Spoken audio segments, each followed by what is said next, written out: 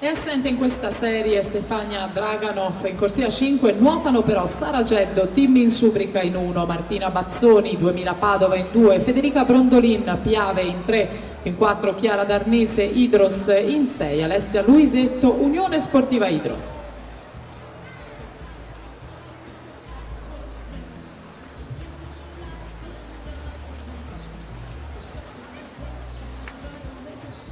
Sara Geddo subito in testa, 29,83 nelle prime due vasche di gara.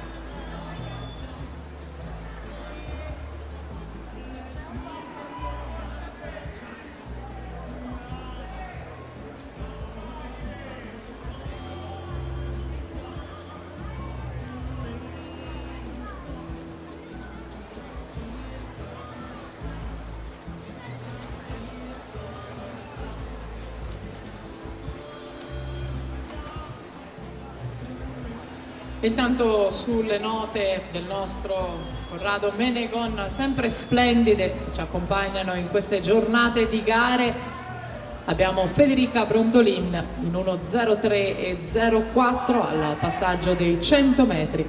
Federica Brondolin, atleta classe 93 del Piave Nuoto.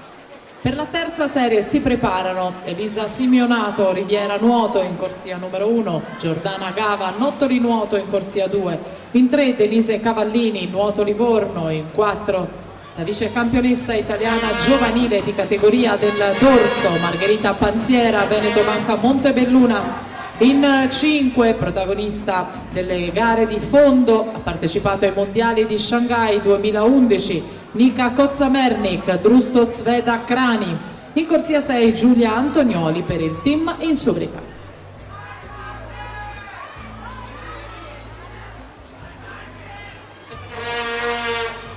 E intanto Martina Bazzoni ha allungato nella seconda parte di gara, accelerazione che la porta a vincere in 2.09,99 la quarta serie femminile.